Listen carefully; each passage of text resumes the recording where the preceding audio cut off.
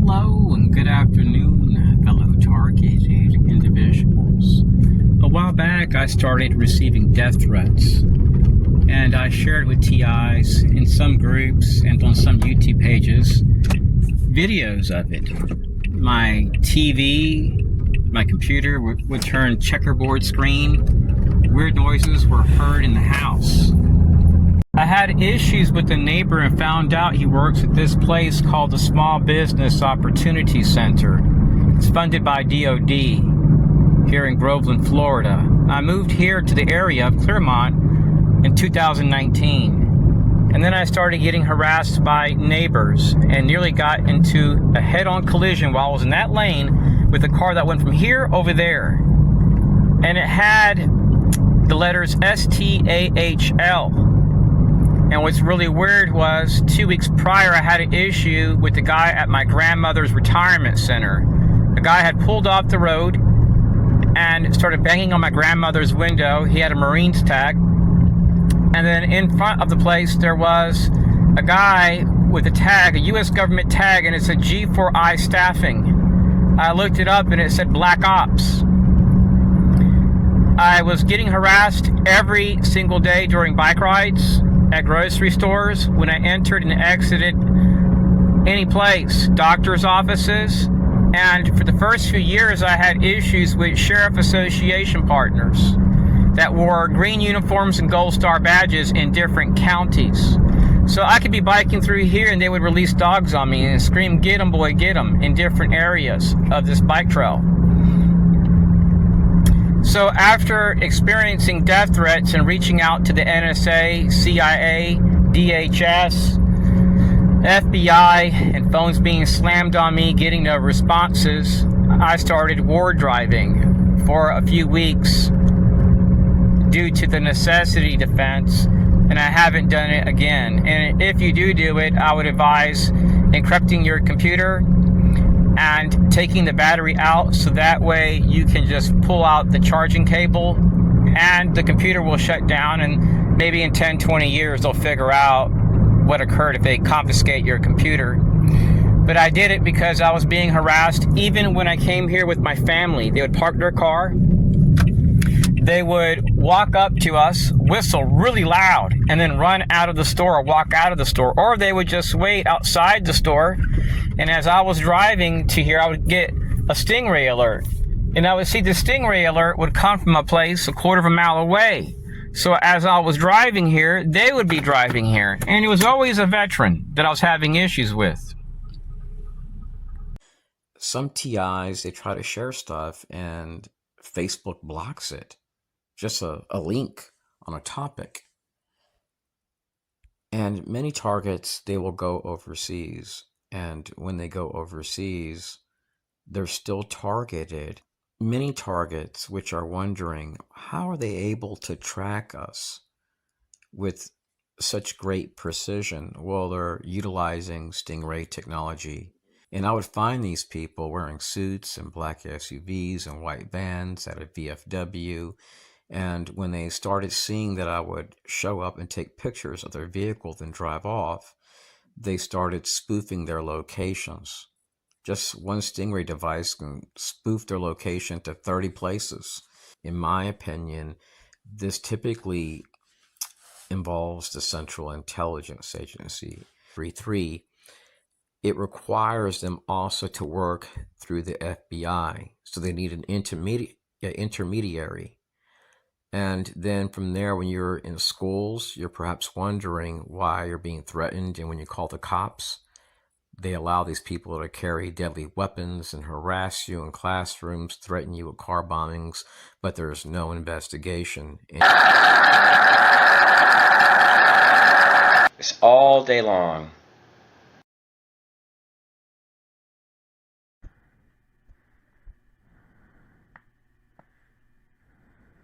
TV went out, and you can see checkerboards like all across the screen.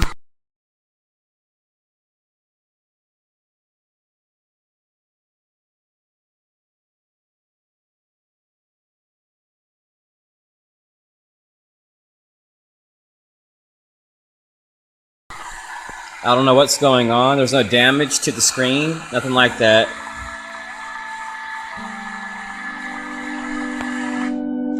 Let's see what happens when I turn it back on. When I was living in Texas, I had serious issues with a neighbor, and this guy was young. He was in his early 20s. He was living with 5 people that were working with a group called AmeriCorps, and they would provide them housing, food, and anytime I exited my apartment in the afternoon, he'd pull out this little Citizens Band radio and would say my apartment number.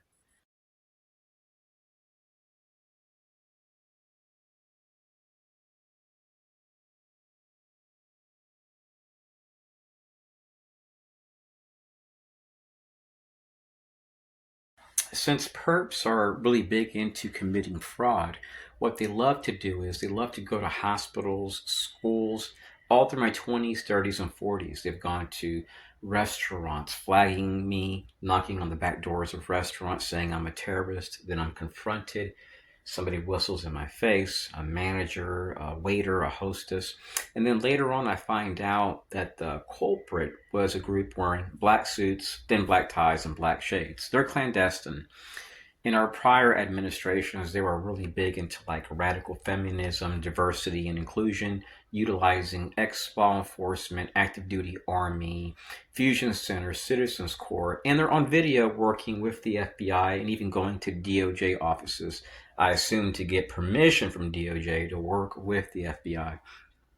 So what they do is they hack your computers, they slander you, they mob you, they'll use sheriffs, deputies, municipality partners, public works, parks and recreation, VFW. They go to your block watch captain. They're all listed on your National Sheriff's Association website. They go to Citizens Corps, and then before you know it, you don't want to go to certain gas stations. They make phone calls, they flag you. I have videos where I would type up FedEx to send legal work to a certain place. And then when I would drive there, they would just be there. They would just stand there and walk out as I did. It's like dealing with a suicidal, terror-related threat that wants to disrespect you, your family for years. And I don't know what's wrong with these people, but they're highly sick. And there is it's a preponderance of proof in 4 states, and it shows Jewish people. It shows the hats, the braids, black SUVs. So our national security apparatus has to be sharing our information with foreign entities and religious groups. And this is occurring right now all across the United States towards targets. The majority do not request police radio dispatch or emergency management dispatch, like police audio records and stuff like that.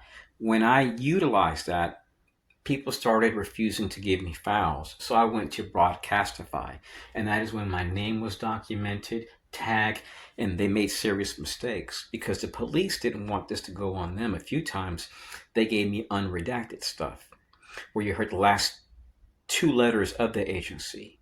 So they gave me a hint, so they slightly redacted it. And then I knew from there who I was dealing with. So they would flag me when I drove from Clermont, Florida to Mount Dora, Florida to the fire department. I would have people behind me with one headlight flashing their lights, then follow me everywhere I turned. And they did this to me in Texas. They used veterans. And that's what they do as a way to conceal their acts as harmless. And they just systematically harass you for many years, utilizing people that have U.S. flags outside of their homes. And people wonder why Americans are starting not to trust the system. We're always messing with people. It's like right now, let's look at Iran. Sure, they're Muslim. Their beliefs are different. We're the only country that's over there pushing for conflict. And it's always people like Venezuela, Cuba, people that look dark-skinned, kind of like Mexicans. We're pushing them all out. I'm all for sending back illegals, not people that are supposed to be here. So it's highly, highly racist what's occurring. And when these people strike back at us, then we're going to say, oh, it's domestic terrorism. Let's look at what we're doing over there. So they have people that secretly go around messing with people until somebody snaps and says no more. In Texas, I was harassed at gas stations, supermarkets, where I walked every day. I never reacted. I moved here to Florida to document the same thing.